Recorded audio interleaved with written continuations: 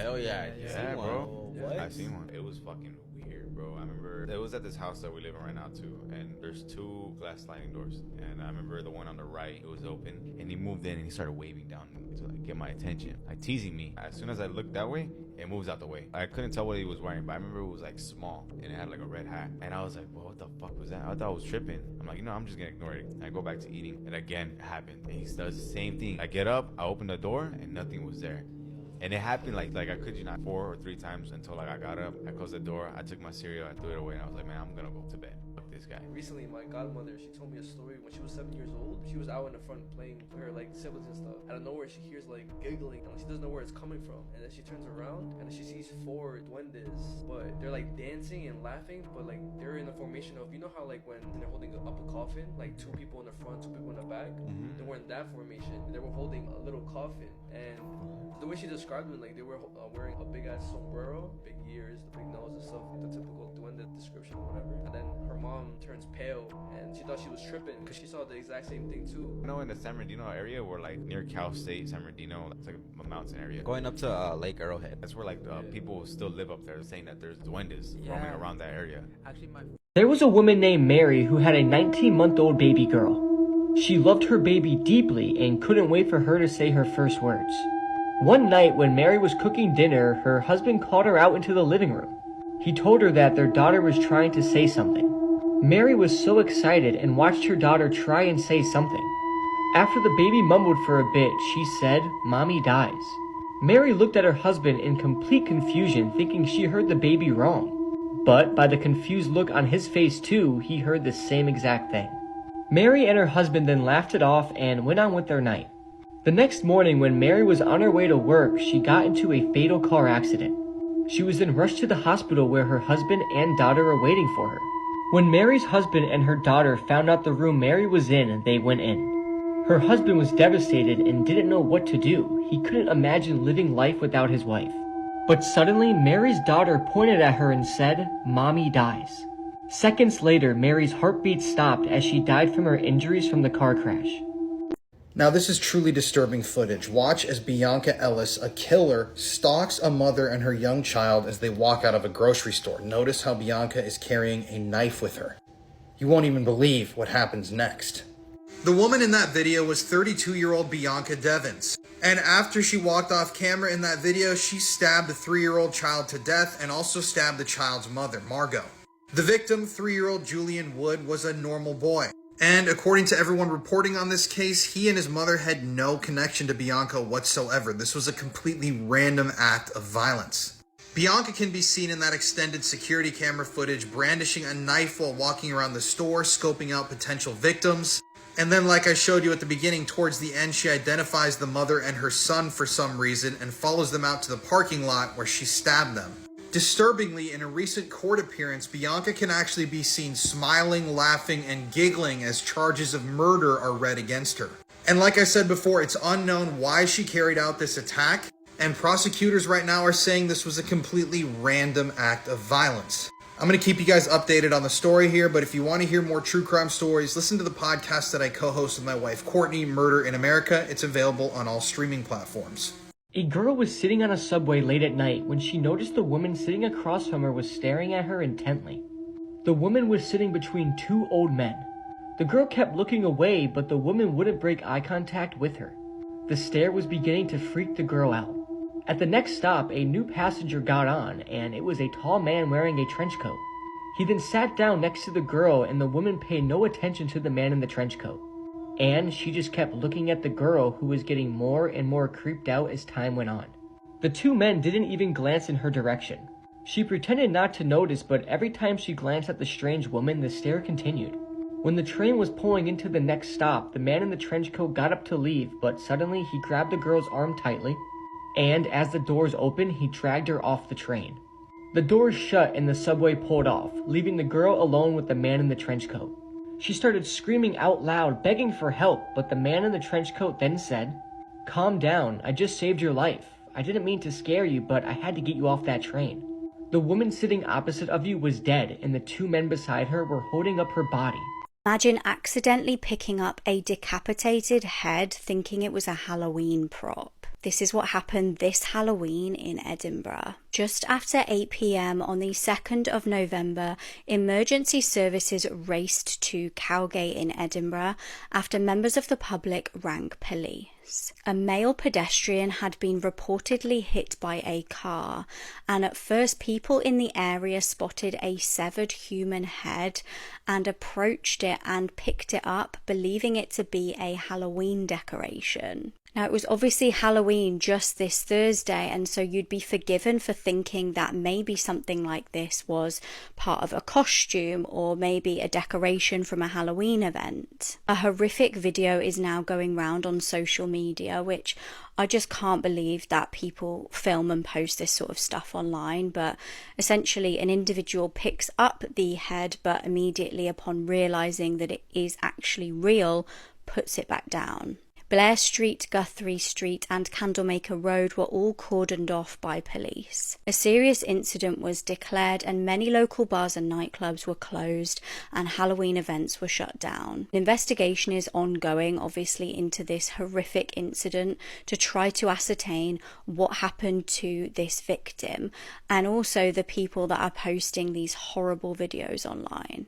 Was this guy who vlogged his entire plan leading up to his family's murders, consisting of Lynette Keller, the mother, and Kayleen Keller, which was their 18-year-old daughter. They all had similar interests in cameras and in vlogging, recording like little home videos, while Lynette, she will film herself doing arts and crafts, specifically like scrapbooking. She would post them on YouTube. It's an important detail because Lynette ended up suffering a back injury, which ended up leading her to be on permanent disability, meaning the only money that Lynette would get would be from disability checks and little money that she would scrap from selling her arts and crafts. A very eerie thing is that in her videos she would say how thankful she is for her husband, how he's so loving, supportive, and it's ironic because while he's being lovey-dovey towards her behind her back, he's actually saying the complete opposite. Life would be better without Lynette and Kayleen. They're kind of like dead weight to him. He's here, he's supporting me, he takes care of me, even though I can't go back to work and I'm home in pain all the time. He gave me my scrapbooking room with my dream come true. I just feel like I'm getting knocked back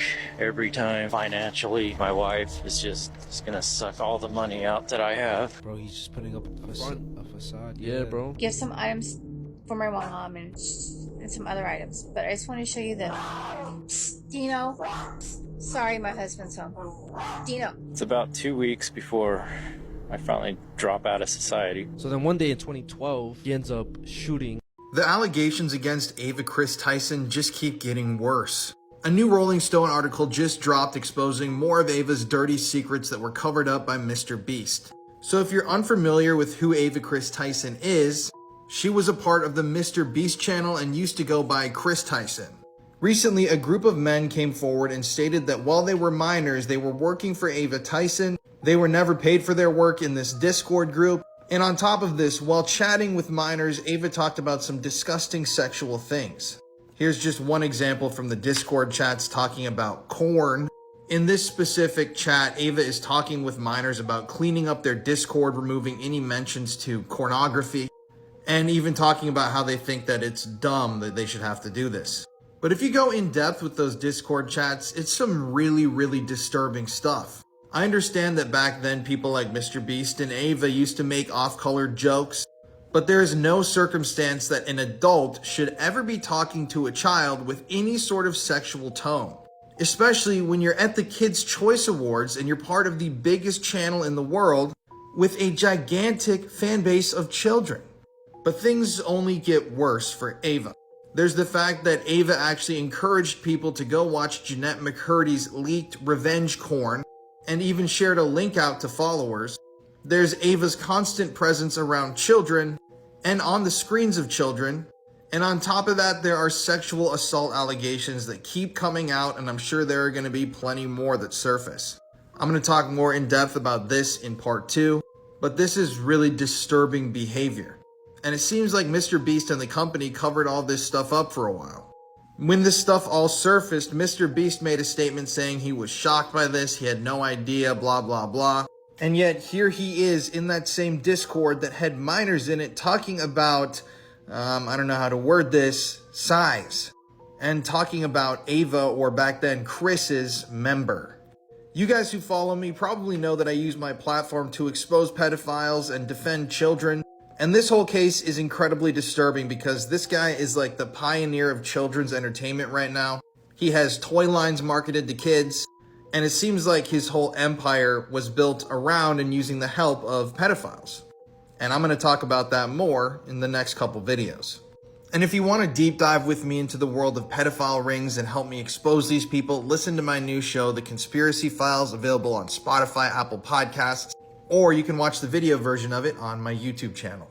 Her car was found abandoned and she had vanished. There's a bunch of suspicious circumstances in this case, and things only got more intriguing when a second girl disappeared. Brianna Maitland was described by her loved ones as bubbly, free-spirited, and charismatic. She grew up on a farm in Franklin, Vermont, and lived a very small town life. Now, it suited her when she was younger and obviously growing up, but when she turned 17 in October 2003, she made a big decision. She wanted to move away to be more independent, so decided to enroll at a high school in Ennisburg. She tried a few different living arrangements before eventually settling down. This was at the end of February 2004 when she moved in with her friend Jillian Stout. She actually dropped out of high school at this point, but she knew education was really important, so she enrolled in a GED program. It was around this kind of time when she attended a party with a bunch of girls that she knew. A fight ended up breaking out between her and a girl called Keely Lacrosse, who Brianna used to be friends with. It's thought that this fight was over a guy, and this Keely had thought that Brianna had stolen her boyfriend. It was such a brutal physical fight, and Keely had punched Brianna several times in the face, even breaking her nose. Brianna would actually file charges against Keely for the vicious attack. However, before there was any kind of resolution to this, Brianna would vanish. It was the morning of the 19th of March, and Brianna finished taking an exam, and her and her mum decided to go out to celebrate. We went out for some lunch and then did a bit of shopping, and Brianna actually had a part-time job to go to that evening. This job was at the Black Lantern Inn in Montgomery. Brianna's mum actually noticed that she did seem a little bit agitated and unsettled during the day, but she didn't know whether this was just because she'd just taken an exam. She apparently showed up to her shift as planned, and her colleagues said that there was nothing of note that happened on the shift. It was completely normal. At around 11:20 p.m. she finished work, and a colleague saw her driving out of the car park on her own in her car. She's never been seen to this day. Brianna was actually due to head back home to where she lived with Jillian, but she didn't return. Between 11:30 and 12:30 that night, a witness spotted Brianna's car backed into an abandoned farmhouse at an odd angle. The witness said that the headlights may have been on. Then, in the early hours of the morning, Brianna's ex-boyfriend, James Robertiel, drove by again and spotted the car, but his story kind of changes. He said that he had been drinking, so maybe this was why, but he said he pulled over, saw no one was there, and noticed the headlights were on and the doors were open. So the front driver's side of the door and the passenger's door. He said that he may have turned off the lights and shut the doors and drove off because he didn't want to get in trouble. The following day, a member of the public reported the car there, and like the witnesses said, it was parked at this kind of weird angle and seemed to be kind of up a little bit, but it didn't really look like there was much evidence of like an actual crash. The rear bumper was kind of stuck on the foundation of the house. Police showed up and there was no sign of anyone there, but what there was in the vehicle was a water bottle, some loose change, and also some unopened paychecks of Brianna's. Now, this gave the officer a little bit of a clue as to who the car might belong to, so he did head over to Brianna's place of work to ask them, but it was closed up. So eventually he just towed the car. Prior to that though, passers-by had noticed the car, and because it was like so strange, it was just such an odd scene, they'd stopped and taken pictures. Very interestingly, there seemed to be a broken necklace nearby which belonged to Brianna. It wasn't until a couple of days later when Brianna's parents reported her missing. Now, there was a slight delay because, as I said, she was living with this friend Jillian, and Jillian had actually been away during the period of time when Brianna didn't come home, so she hadn't noticed that she hadn't come home. When Brianna was reported missing, her car details were given in, so obviously they then were like, oh my god, this car had been towed. This was very disturbing for the family. Why would Brianna just leave her unopened paychecks in the car? Police got canine teams involved, but unfortunately nothing was found. Strangely, Brianna's dad, Bruce, got an anonymous tip weeks later. He heard she was being held captive in a farmhouse in Berkshire, 10 miles away from where her car was found. Raymond Ryans and Nathaniel Jackson were two substance dealers who rented that farmhouse and were apparently known to Brianna. Police raided the property and found no evidence that she was ever there, but they did find weapons and substances. The pair were arrested and later released. But then there was a twist. Months later, a woman named Legia Ray Collins, who was an acquaintance of Raymond, disappeared on the 4th of July 2004. Now, in the end, a woman named Ellen DeCharme confessed to murdering that woman over substance money, and some believe there may be a link between the two cases. The ex-boyfriend James aroused suspicion, but he actually passed away in a car accident years later. There are hopes that potentially DNA samples could eventually solve this case, but as of today, it still remains unsolved.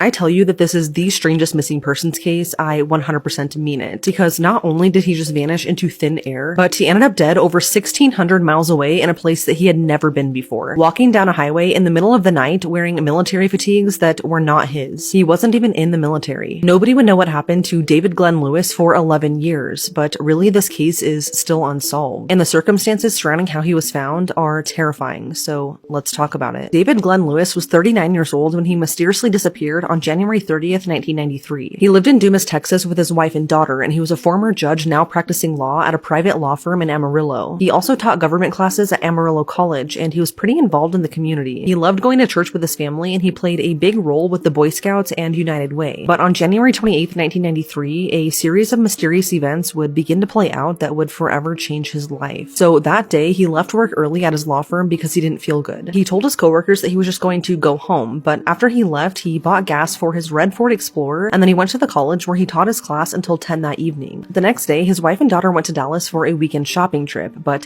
David stayed behind because he was really excited to watch the Super Bowl as his favorite team, the Dallas Cowboys, were playing in it. I guess this was a pretty big deal back then because this was the first time that the Cowboys had been in the Super Bowl in like 14 years, so he was for sure going to be watching it. So his wife and daughter took off, but they didn't see David before they left, and little did they know that when they came back, their lives would never be the same. That day, a member of their church reportedly saw David hurrying through the Southwest Airlines terminal at the Amarillo International Airport. But at the time, nothing was amiss, so it didn't really seem like a big deal. It didn't look like David had any luggage with him though, which was odd. At around 10:30 that night, a police officer who was patrolling downtown Amarillo spotted a red Ford Explorer, just like David's, parked outside of the Potter County Courthouse. By the next morning, it was gone though, so again, it didn't really seem cause for concern. And the next morning, David's car was parked in his driveway like usual. But on Super Bowl Sunday, which was January 30th, a sheriff once again saw a red Ford Explorer parked outside of the courthouse. But this time, he saw a man matching David's description across the street taking pictures of it, which was really weird and stood out to him. But again, a crime hadn't happened yet, so this wasn't really looked into too much. That night, David's wife and daughter returned home, but David was nowhere to be found. What was odd though is that the VCR was still recording, and it looked like it had started recording well before the game. In the fridge were 2 turkey sandwiches ready to be eaten, and there was a load of laundry that had recently been started in the washer. David's wedding ring and watch were found on the counter, and it really did seem like he just stepped out and would be right back. His wife thought that he maybe went to a friend's house to watch the game, and possibly went to the college after to teach his class, since he usually taught late into the night. But by the next day, David still hadn't come home, and then he missed 2 really important work meetings that he normally would never miss. This is when his wife knew something was really wrong and reported him missing to the police. As news of his disappearance spread, a Dallas taxi driver came forward and said that he drove a man who he thought could be David from a hotel to the Dallas-Fort Worth airport. He said that the man seemed really nervous and paid him in cash from a huge wad of $100 bills. It didn't take long for authorities to find David's car, and it was parked right where the sheriff had seen it the day prior, right in front of the courthouse. His keys were under the floor mat inside the car, and also found in the car were his checkbook, driver's license, and 2 gas station credit cards. At this point, authorities didn't really know where this investigation was heading, so they started combing through his bank records and found that either David or someone who had access to his account had made plans to travel. On the day he was last seen, which was Saturday, January 30th, $5,000 was deposited into his bank account, and to this day, nobody knows who deposited that money. On the day of the Super Bowl, a plane ticket under David's name was purchased from Amarillo to Dallas. It's never been proven if this was actually used, and if it was, nobody knows if it was actually David or someone else claiming to be him. On the day he was reported missing, yet another plane ticket was purchased, this time from Los Angeles to Dallas, and again it was purchased under David's name, but nobody knows if it was actually ever used. used. All of these odd findings really started to pile up, so police began looking into David's career and personal life to see if anyone had any reason to possibly hurt him. He was a former judge, so he was responsible for putting a lot of bad people away, and his wife did say that during his time as a judge, he received so many death threats. And at the time of his disappearance, he had been a defendant in a lawsuit brought against him and several other lawyers and former client. And what's odd is that he was the only one who had yet to be deposed, so his wife wondered if that had anything to do with his disappearance. What's really weird is that when police went to look for his files regarding this lawsuit, they were all missing too. According to David's personal lawyer, this having anything to do with his disappearance seems unlikely, because nobody would have really gained anything from it. His family immediately believed foul play was involved because David had never just left like this, and this was really out of character for him. But police couldn't find any evidence suggesting foul play, and they brought up the fact that David not so long ago had tried to run for the 69th District Court judgeship, but he lost. So they believed that this could have affected him deeper than anyone thought, and they felt that he left willingly and by his own volition. So after a while, they just closed his case. But what nobody saw coming was a mystery over 1,600 miles away in the small town of Moxie, Washington, where a man would turn up dead in the middle of the highway. At around 10:30 p.m. on February 1st, 1993, which is one day after David was reported missing, multiple people driving down the highway in Moxie near the Rivard Road intersection saw a man stumbling down the middle of the road. The man seemed really disoriented, so one driver decided to turn back around to see if they could possibly help, or at the very least warn other drivers to watch out for him. But when he turned around, he found the man dead in the middle of the road. He'd been struck and killed by a car, which took off and fled the scene. The man didn't have any identification on him, and he was wearing old military-style camouflage fatigues and work boots. The witness reported seeing a Chevy Camaro speed off, but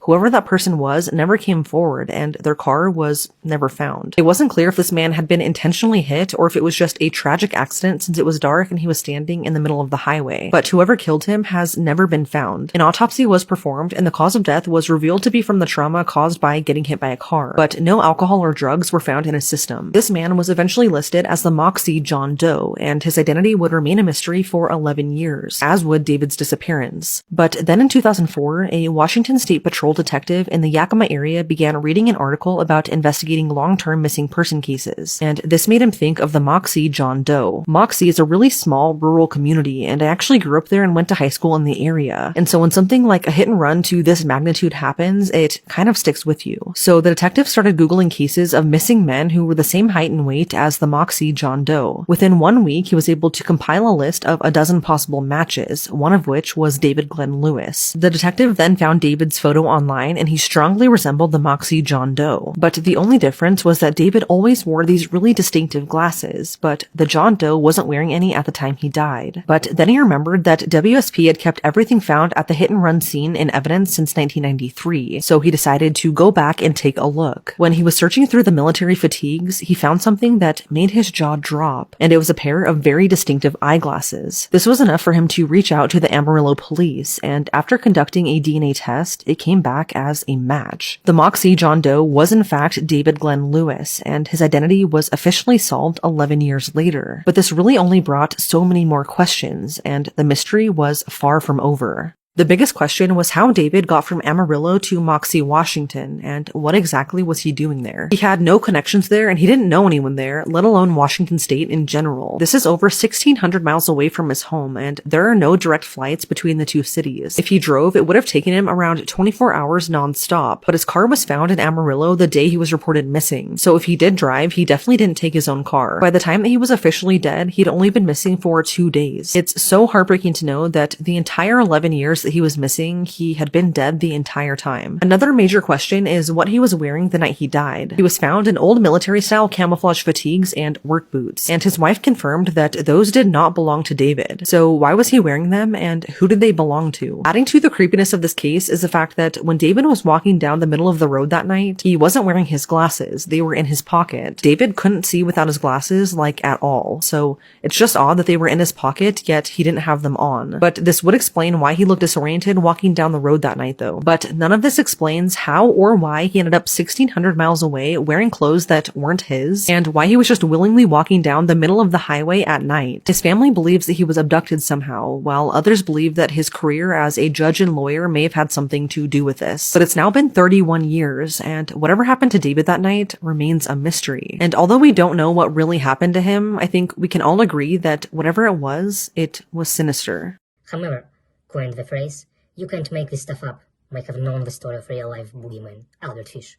A slight, elderly man with grey hair, no one suspected the kindly single father of being sadistic child murderer and cannibal. This woman tried to sell her baby for $500. This case is absolutely shocking.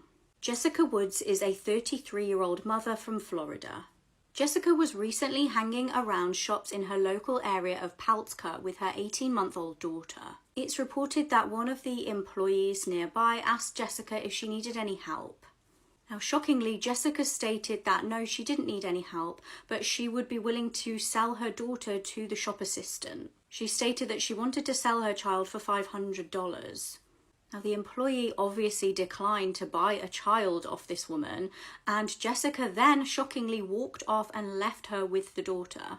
Obviously, the member of staff kept the child really safe and took her to a nearby police station. She told the police the horrific situation that had unfolded, and police obviously went then and arrested Jessica. Her poor child has been placed in foster care. Jessica was charged with child abuse, child neglect, and abandonment of a child. Whatever you do, never go searching for this video. These 5 friends were forced to kill each other by the Mexican cartel. These 5 young, aged from 19 to 22, were looking for some sort of employment, and they were promised a high-paying job at a call center. But when the alleged contact was taking them to meet the people for the job, it actually turned out to be a whole scheme to recruit them to the Mexican cartel. And when all 5 of these boys said they didn't want to join, the cartel then said okay and tied them up, taped their mouth and took a picture, and then recorded one of the friends killing all the other 4 friends. And after that, they put the 5th one, who just killed all of his friends, into a car and set it on fire. I am telling you right now, do not go searching for this video because you will find it. And trust me, you do not want to see something like this. This case is absolutely horrific, and the fact that this happens way more often than we think is just extremely scary and disturbing.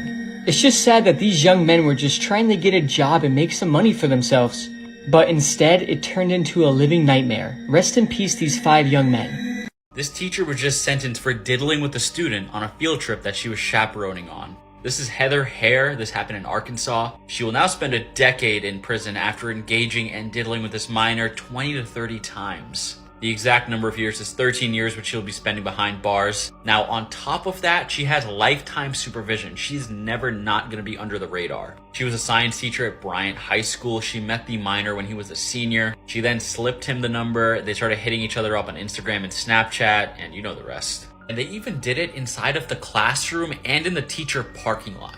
You might be asking, how did they figure out they were doing it with each other? I was questioning how this happened, but you know, teenage boys will talk a lot and they'll spread all over the school, stuff like that. That's just my guess. I can't find the actual reason in any articles I've read. Maybe the FBI tapped her phone, because the FBI, they were involved in this. But damn, that is just crazy. I believe she was caught while on a DC field trip. That was referencing the chaperoning of the field trip earlier. He was also the only male student there. Maybe one of the other students noticed a weird relationship going on and reported it. But yeah, she's getting locked up. Let me know what you guys think about the story in the comment section below. And as always, these videos are for informational purposes only. These are things that humans should never hear.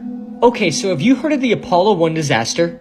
If not, the Apollo 1 was the first crewed mission of the Apollo program, and they were trying to be the first man on the moon. But on January 27, 1967, a fire swept through the Apollo 1 command module during a launch rehearsal test, tragically killing all 3 astronauts trapped inside. Gus Grissom is on the left, Ed White is in the middle, and Roger Schaeff is on the right. The video I'm about to show you is the audio from inside Apollo 1 while the fire is happening and all 3 of them are burning alive. The sounds of their screams is honestly sickening, and here it is.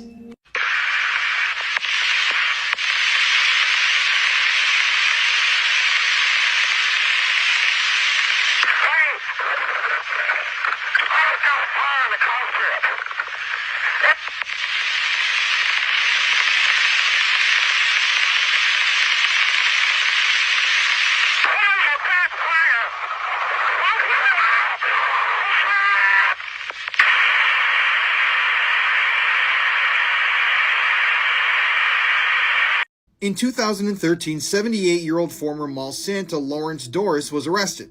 This isn't a picture of Lawrence, but I couldn't find one online, so I had to get a reference. And Lawrence was arrested for being a pedophile. Apparently, in the year between 2012 and 2013, Lawrence abused 5 different children.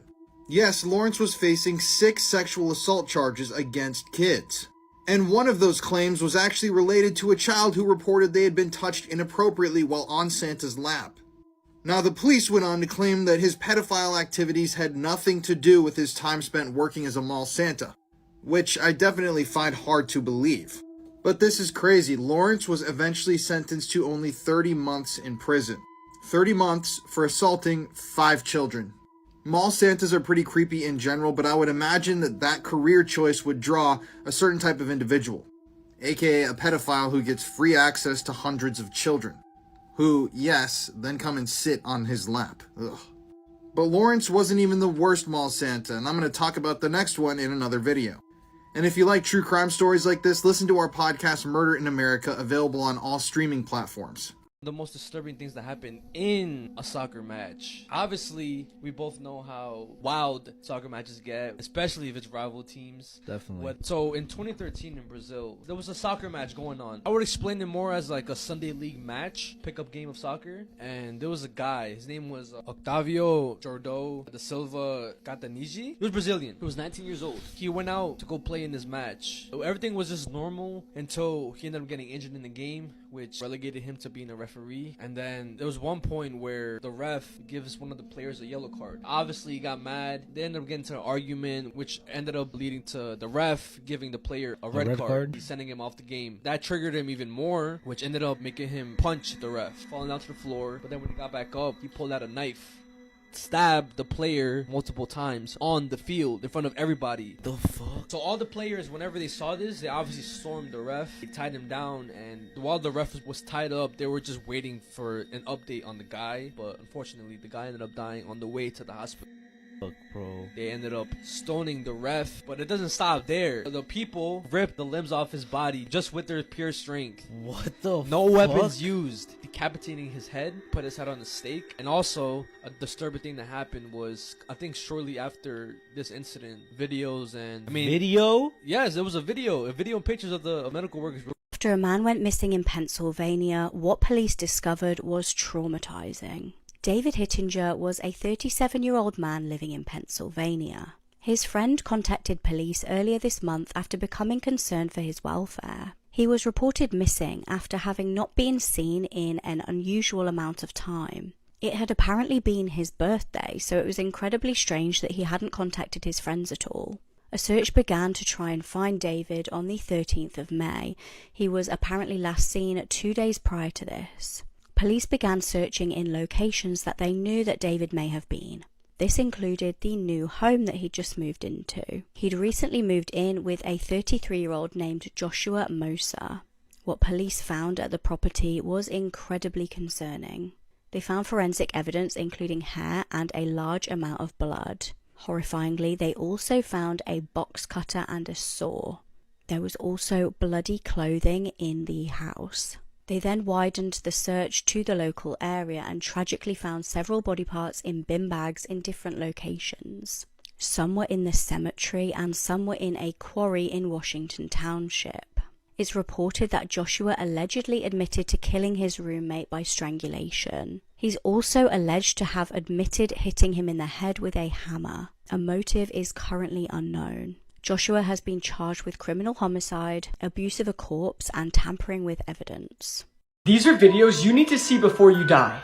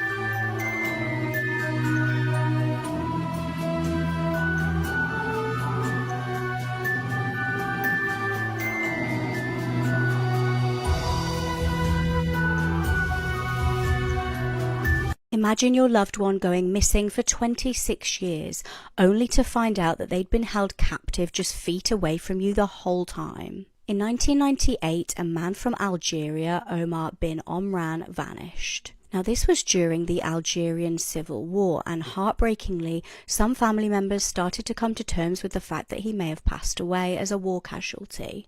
Although this was the opinion of some family members, Omar's mum had an instinct. She felt he was alive, and she told people that she felt like he was nearby. Tragically, she passed away in 2013, never seeing her son again. Now, during the time that Omar was missing, his dog became unusually interested in one of the houses close by. He would linger around one particular house, and one day, trigger warning here for animals, horrifically he was found dead. It was determined that the dog had been poisoned.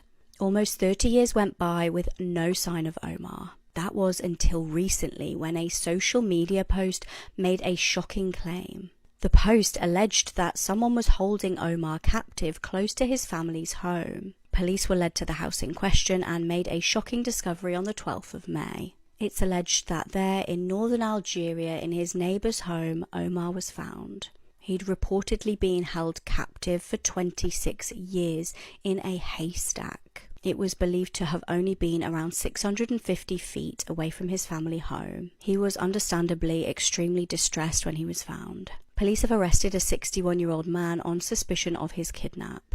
This woman claimed that her 18-month-old daughter would become the next Jeffrey Dahmer and killed her because of it. I don't think that I've ever been more angry reading a true crime case. This is Cheyenne Hill. Police were called to Riley Children's Hospital in Indiana on November 23, 2022, after Cheyenne's daughter, 18-month-old Eliana, was admitted with horrific injuries. Eliana was severely malnourished and had a brain bleed, a broken collarbone, bruises on her face, and a swollen and deformed head. After seeing just how bad her injuries were, someone in Child Services notified authorities about Eliana's condition, which sparked an investigation into Cheyenne. While she was still hospitalized, Cheyenne told police that Eliana would become the next Jeffrey Dahmer, a serial killer who killed at least 17 men and boys starting in 1978. She went on to say that she believed her daughter was not a nice kid and that something wasn't right with her. When police asked her why she compared her 18-month-old to Jeffrey Dahmer, she laughed, and as Eliana lay there dying, Cheyenne called her an asshole. Sadly, just a few days later, little Eliana would die because of her injuries. Her death was ruled a homicide as a result of blunt force trauma to the head.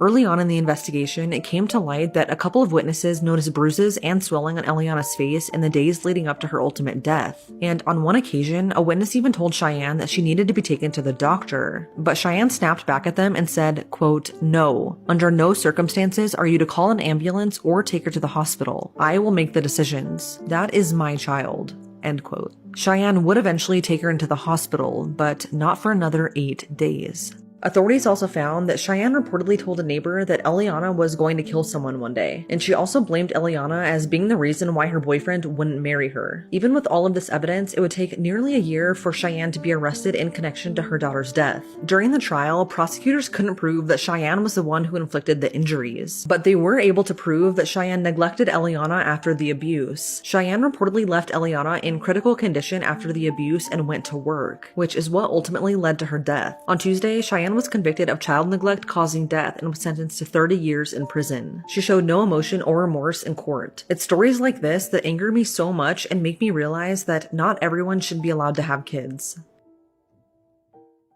These are disturbing war crimes caught on camera explained, and this is a massive trigger warning.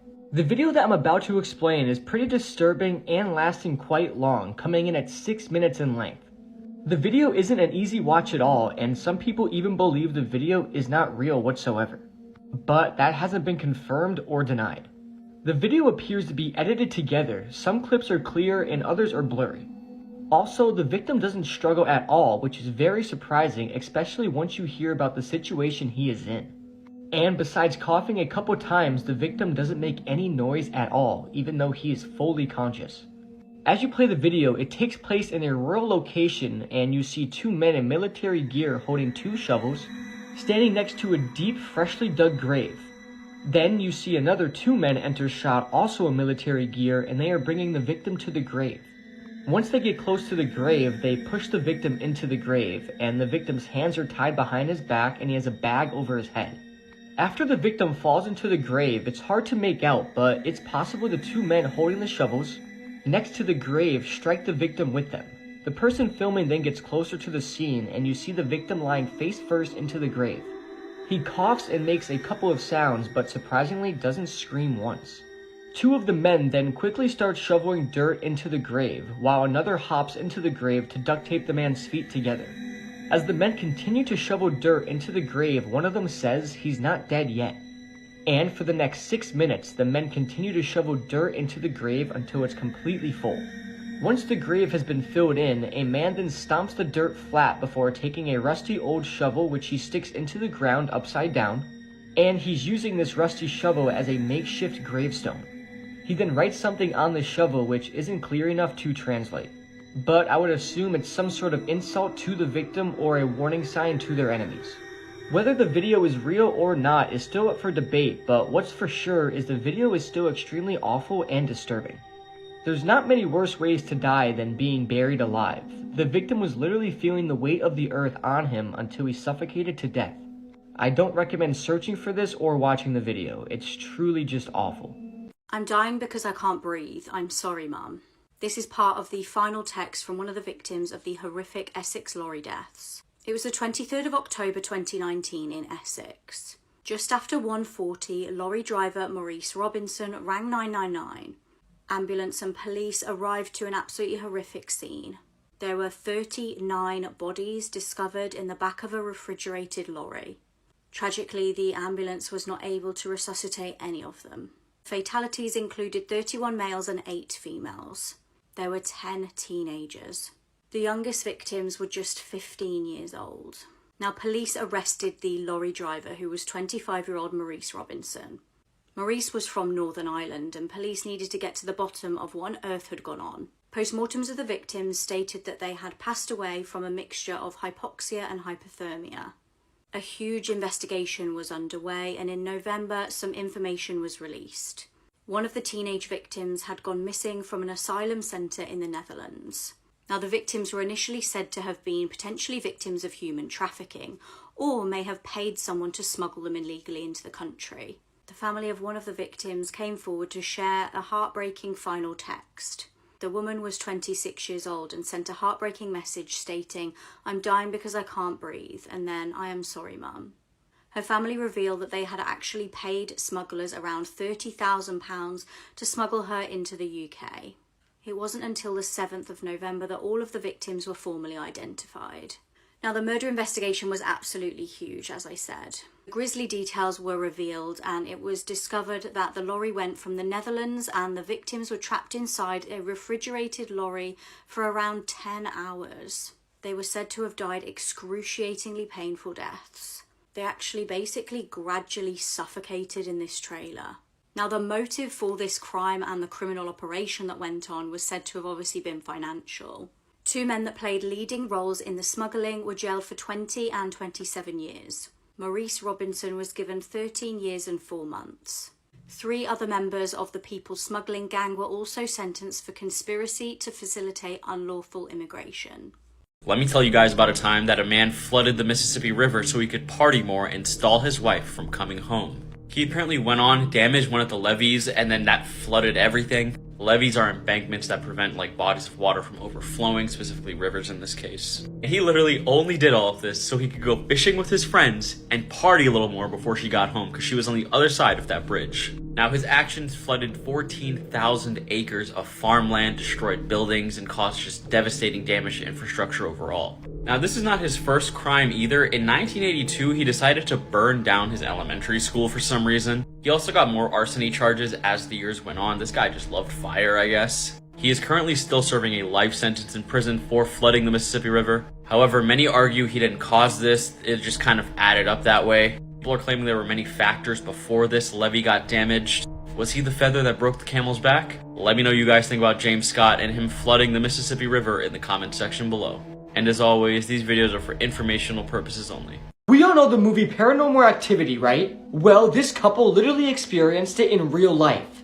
On August 6, 2022, a security camera in this couple's hallway captured this. And this is well after midnight when it happened. Just watch.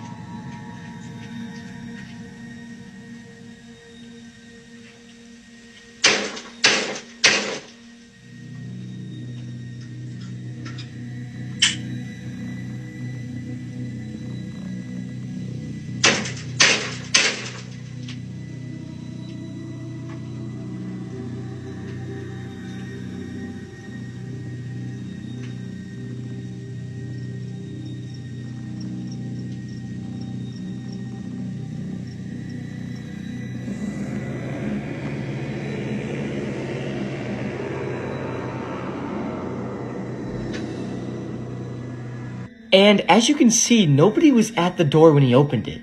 But what makes this even scarier is what happened the next day. They do want you there. They want you there. They like you a lot. No, they don't. They like me. They're my friends. But but they like you a lot. You're acting rude to me. They're not trying. That's just how they.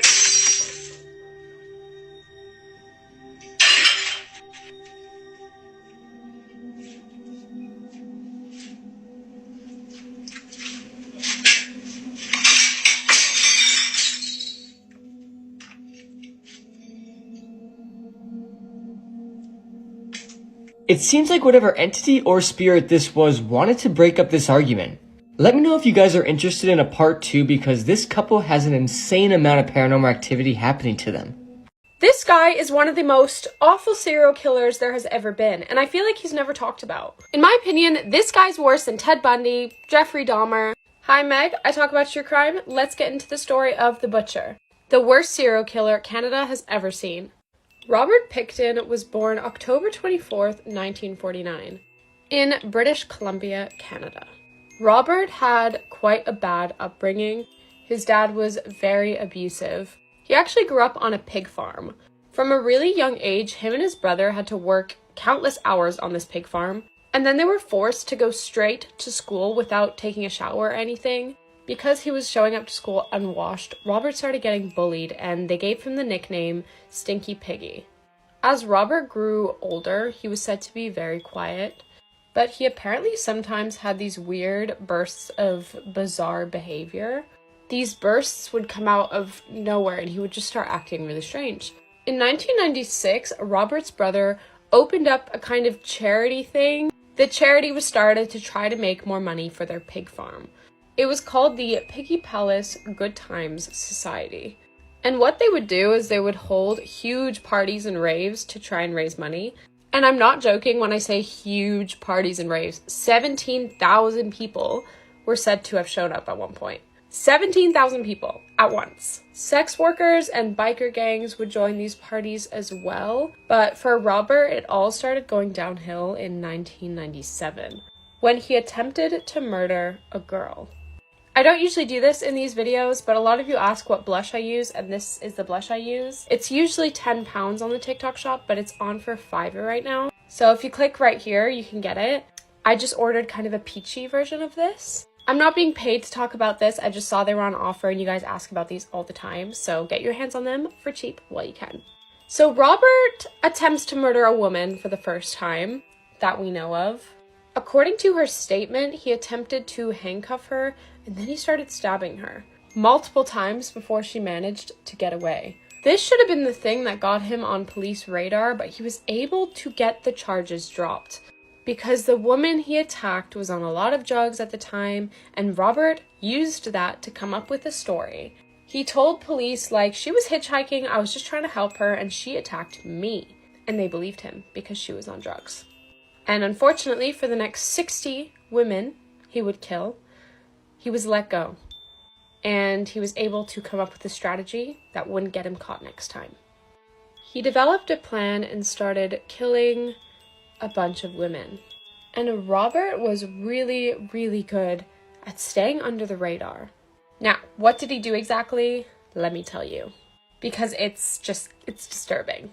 First of all, he always went for hitchhikers, addicts, or prostitutes. And what he would do is he would promise them money, drugs, accommodation, anything to get them back to his farm.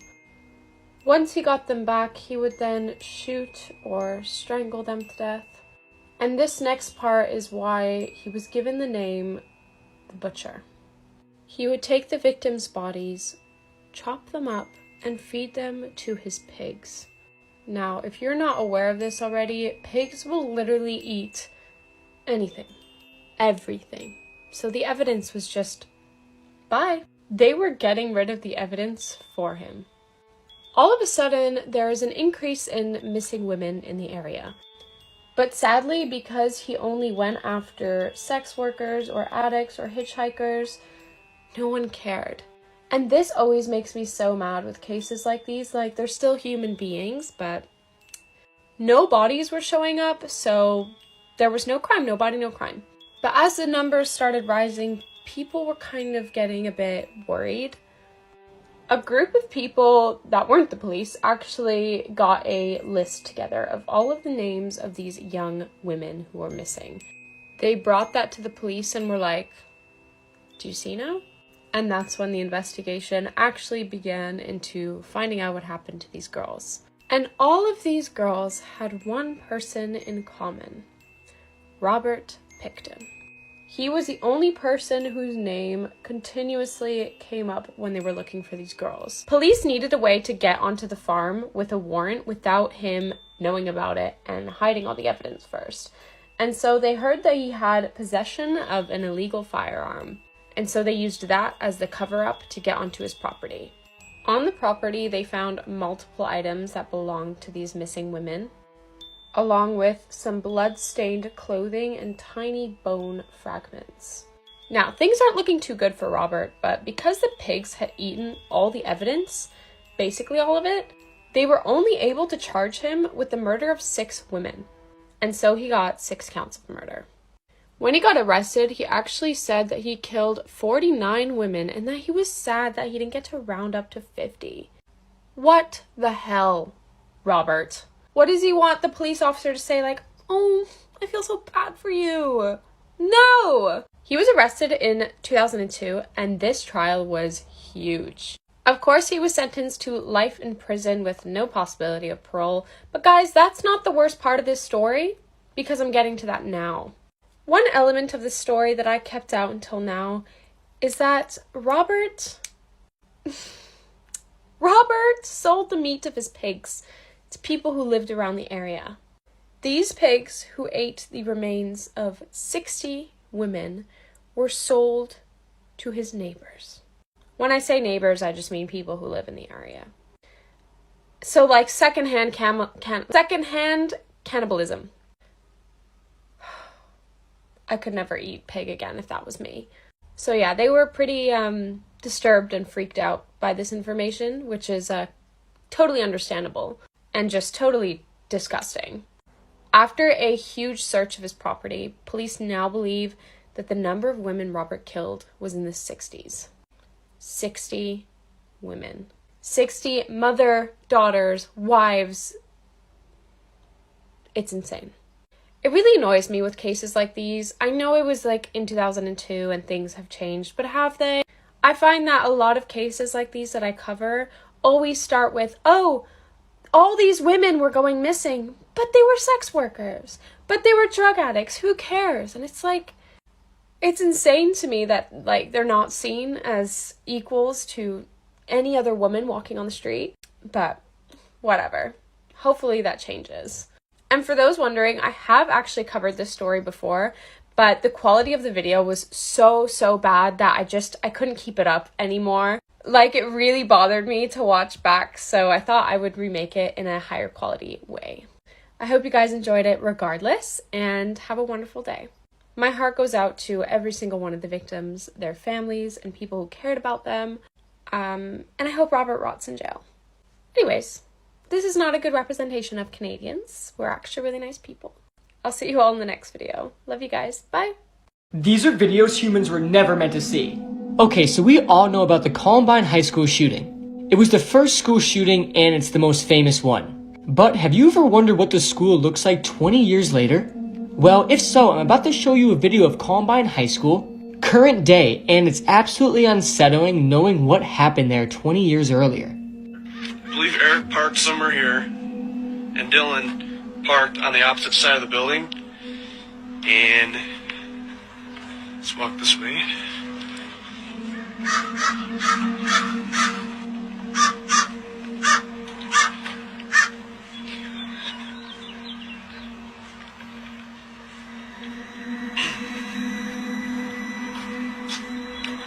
You can see inside.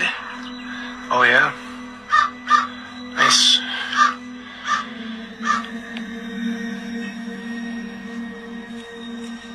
Library was right up here. They tore it down though.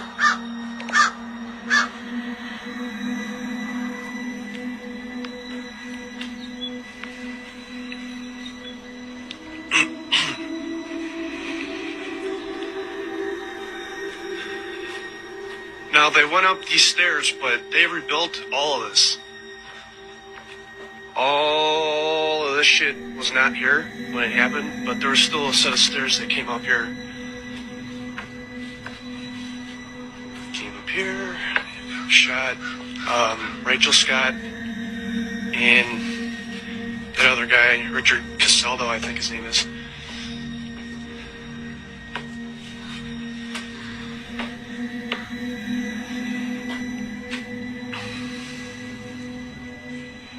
I think they're sitting over here somewhere.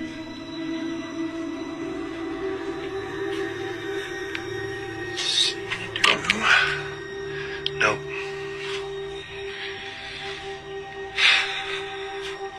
So yeah, so I think they did that shit by the cafeteria, came up here, and entered the school through this way, and then went to the library from the second floor. I think, I don't know. This is new. This wasn't here. This is a new library.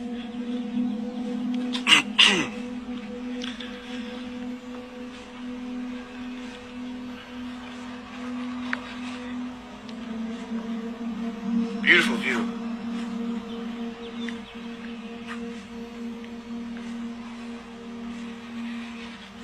We hear a lot about what Jeffrey Epstein has done, but who was he? Let's take a look at his past. Jeffrey Epstein was born on January 20th, 1953 in Brooklyn, New York.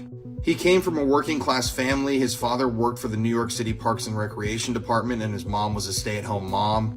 And everybody who knew Jeffrey Epstein when he was younger only has good things to say about him.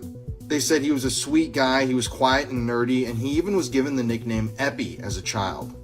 Jeffrey also started playing the piano at the age of 5, and he was regarded as being a very talented musician. He eventually graduated high school in 1969 and then went on to university, but he never finished his degree. Now this is where it gets interesting. So in the year 1974, Jeffrey Epstein starts teaching physics and mathematics at a local school. The headmaster of the school was known for hiring random people, and it's unclear how Jeffrey Epstein got hired, but he wasn't qualified to be teaching there. And according to former students who had him as a teacher, he paid extremely close attention to the young female students. Obviously, all these girls were minors at the time that he was teaching, since this was high school, but he was also known to show up at parties where minors were drinking and hang out with them. But eventually, through his teaching job, Jeffrey Epstein was introduced to this man, Alan Greenberg. Alan Greenberg was the CEO of the investment bank Bear Stearns, and his son and daughter attended the school that Jeffrey Epstein was teaching at. And eventually, once it was found out that Jeffrey Epstein wasn't qualified for the job and his performance was poor, he was fired, and he then was recruited by Alan to join Bear Stearns. Now, this is where Jeffrey Epstein moves into the financial world and starts making a lot of money. He eventually worked his way up the ladder at Bear Stearns, but was eventually let go because of a violation with his work. He then founded his own investment company, and this is where things get really strange. Jeffrey told friends at the time that he oftentimes worked for governments to help them recover embezzled funds, and he would also work for people who had embezzled funds. He also told some of his friends at the time that he worked as an intelligence agent. One fact that could point out that this might have been true is that Jeffrey Epstein had possession of an Australian passport with his photo on it but a different name. His place of residence was also listed as being Saudi Arabia. This relates back to one of the later cases in Jeffrey Epstein's life when a U.S. district attorney stated that they were initially told to leave Jeffrey Epstein's case alone because he was considered to be a part of intelligence. There are a lot of connections that do point to Jeffrey Epstein possibly being some sort of intelligence agent, but if you want me to cover some of those, I can make a whole different TikTok. Eventually, though, Jeffrey Epstein was this rich bachelor living in New York City. You can even look at one of these ads that was taking out